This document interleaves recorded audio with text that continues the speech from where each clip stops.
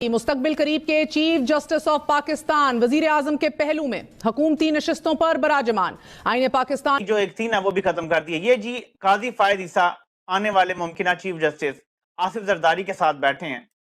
सिर्फ यहाँ पार्टी नून लीग वाले के अगर जरदारी साहब के साथ बैठे हुए हैं, कौमी असेंबली के फ्लोर पे बैठे हुए हैं, जो कि कन्वेंशन है, इजलास नहीं हो रहा, वहाँ पे कोई ऐवान का इजलास नहीं चल रहा, तो जरदारी साहब के साथ, शहबाज शरीफ के साथ अगर सुप्रीम कोर्ट के एक जस्टिस साहब बैठे हुए हैं जो कि आने वाले चीफ जस्टिस हैं, अगर शरीक होना चाहते हैं with a view to what, with a view कि बढ़ाएं इन फासला जो है लोगों के दरमियान, या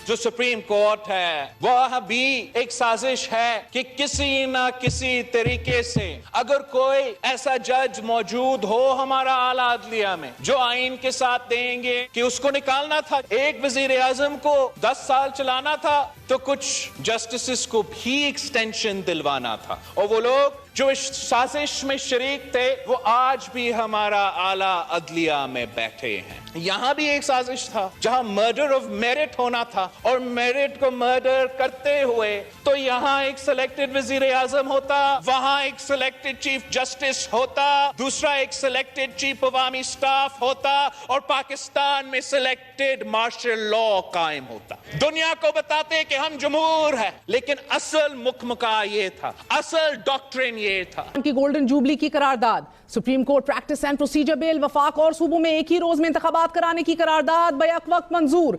ये आज आईने पाकिस्तान की गोल्डन जुबली कन्वेंशन और पार्लियामेंट के मुश्तरका इजलास का तारीखी मंजरनामा है। नाज़रीन, एक ऐसे वक्त में कि जब सुप्रीम कोर्ट में खलीज गहरी, फैसले मुतनाज़े और जजेस का कॉन्डक्ट मौजूए बहस आ रहा है, जस्टिस काजी फायद ईसा की हुकूमती बेंचों पर मौजूदगी एक बड़ा क्वेश्चन मार्क है। ताजुब यह है कि मुस्तकबिल करीब के चीफ जस्टिस ऑफ पाकिस्तान की मौजूदगी में वजीर खारजा बिलावल भुट्टो जरदारी ने दो टोक अल्फाज में अदलिया की करारदाद पर सवाल उठाए, शदीद तनकीद की और अदलिया को जमहूरियत के खिलाफ साजिश का मुर्तकिब करार दिया।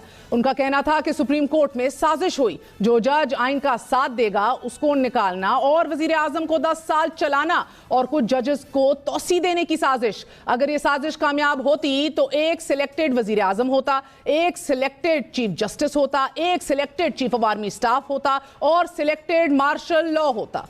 गोल्डन जुबली में शिरकत के लिए हाजिर हुआ हूं। दूसरे जज साहिबान इसलिए नहीं आ सके, शायद वो मसरूफ थे। मैंने पूछा था कि क्या बातें होंगी, बताया गया आइन की बातें होंगी। मेरी मौजूदगी में जो सियासी बातें हुई उनसे मेरा कोई ताल्लुक नहीं।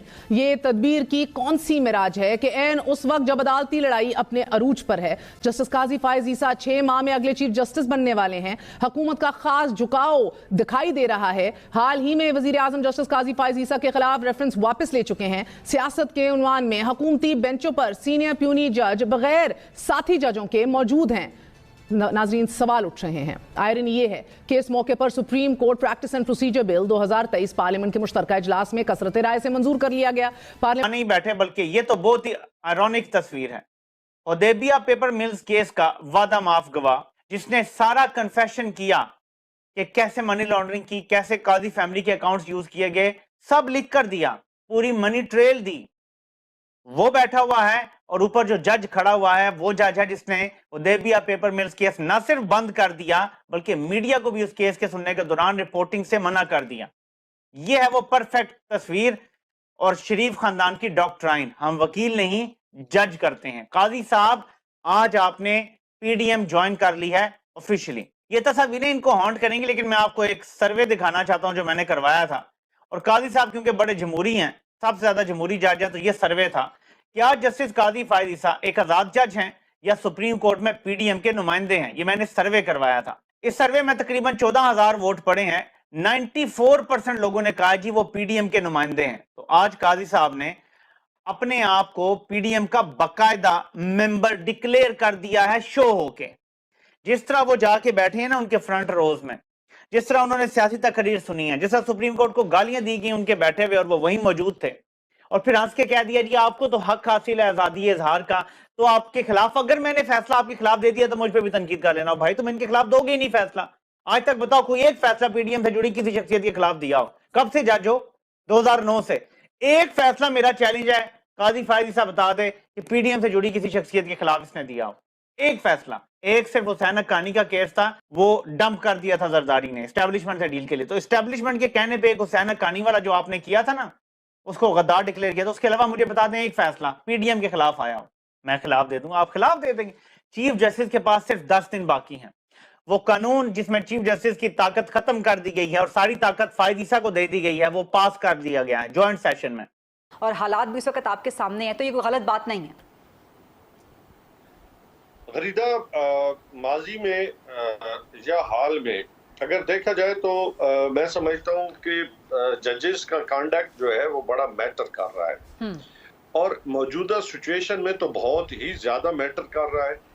حالانکہ ججز کے جو سوشلی ان کا جو ایٹیٹیوڈ ہوتا ہے وہ نہ کہیں آتے ہیں اور نہیں کہیں جاتے ہیں, نہ تقریبات میں وہ اپنے آپ کو انٹروڈیوس کراتے ہیں. ان کے فیصلے بولتے ہیں اور فیصلوں کے ذریعے وہ اپنے قد اور کاٹ کا جو ہے وہ حساب کتاب رکھتے ہیں. یقیناً آج کا فیصلہ ان کا دیکھو ذاتی فیصلہ ہے یا ایک ایز اے انسٹیٹیوشن فیصلہ ہے, لیکن یہ بات ضرور ہے کہ آج پورے سوشل میڈیا پہ ان کے اس کانڈکٹ کے حوالے سے یا اس سوشل گیدرنگ کے حوالے سے جو پولیٹیکل لگ رہی ہے, گو اس کو جتنا آپ کہہ رہے ہیں منیمائز یا شوگر کوٹڈ کر لیں, لیکن بہرحال میں سمجھتا ہوں کہ انہوں نے اپنی پرسنالٹیز کو ایک کوسچن مارک ضرور کیا ہے کہ کیا ان کا آنے والا جو پیریڈ ہوگا, جو انہوں نے ٹھیک ہے بہت اچھی باتیں کی ہیں کہ میں آئین پاکستان کے ساتھ کھڑا ہوں گا, اور یہ اب ان کو ثابت بھی کرنا پڑے گا کہ میں آئین پاکستان کے کھڑا ہوں یا نہیں ہوں. کم کریں, ایگریویٹ کریں پرابلم کو کہ ڈفرنسز کو ماڈریٹ کریں.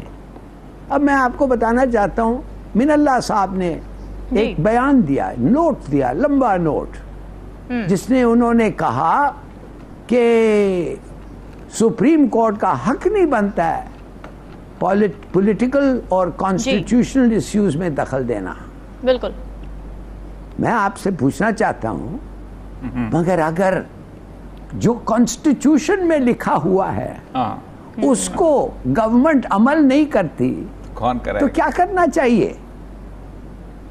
کیا ہمیں ان کا حق نہیں ہے, پھر ان کا فرض نہیں ہے اٹھ کے کہنا یہ ہے راستہ, شاید آپ اتر گئے ہیں تھوڑا سا, یہ ہے راستہ, یہ ہے آئین, اور اگر پھر بھی گورنمنٹ نہ کہ لاہور ہائی کورٹ نے دے دیا تھا یہ فیصلہ تو پھر ضرورت نہیں تھی سو موٹو کی, وہ تو یہ دے رہے ہیں. نہیں, اس کا جواب بھی غلط ہے, اس کا جواب بھی غلط ہے. لاہور ہائی کورٹ کے فیصلے کو فلاؤٹ کیا جا رہا تھا اور 90 دن کا عرصہ گزر رہا تھا, اس لیے وہ بیچ میں اترے. آپ کو نظر نہیں آتا, اندھے کو نظر آتا ہے کہ الیکشن نہیں کرانا چاہ رہے. جی لالی صاحب.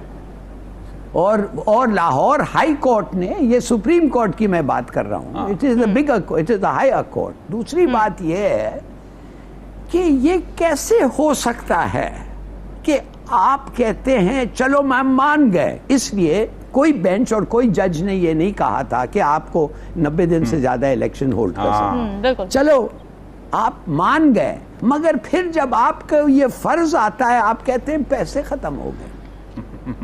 آپ سے میں پوچھنا چاہتا ہوں, یہ کس قسم کا, اگر آپ شروع میں پورے پاکستان میں ریشننگ دے کے آدھے لوگ بھوک سے مر رہے ہوتے یا ایسا کچھ سچویشن ہوتا, آپ کے دورے کم ہو جاتے ہیں, آپ کے گفٹس اور پارٹیز کم ہو جاتے ہیں, اس پہ اگر کچھ ہوتا تو لوگ کہہ سکتا تھا کہ it is a very bad situation.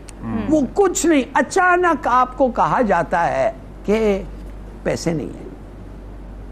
آپ مجھے بتائیں, آئین ہم لوگ جو جا کے ووٹ کرتے ہیں, ہم لوگ جو پارلیمنٹ کو الیکٹ کرتے ہیں, کیا اس لیے ان لوگوں کو ادھر بھیجتے ہیں کہ ایک بہانہ دے کے پہلے تو ایک فنڈامنٹل رائٹ الیکشن, صاحب اگلے 50 سال الیکشن نہیں ہو سکتے. بالکل صحیح بات, اگلے 50 سال الیکشن نہیں ہو سکتے لالی صاحب. ہاں بالکل ایسے ہی ہے. تو کیوں نہیں سپریم کورٹ نے بالکل صحیح کیا, نہیں تو کیا کرتے ہم سب ہاتھ پھوڑ کے کہتے چلو گھر چلیں یار, الیکشن نہیں. Not at all. There is an unspoken command by the people of Pakistan کہ کانسٹیٹیوشن پہ عمل آئے گا, کامن سینس پریویل کرے گا. 1988 میں دیکھیے کیسے سپریم کورٹ نے انٹروین کیا, الیکشن ڈیلے ہو گئے تھے, सुप्रीम कोर्ट आके कहा कि इलेक्शन नॉन पार्टी बेसिस पे नहीं होगी, election will be on party party basis किया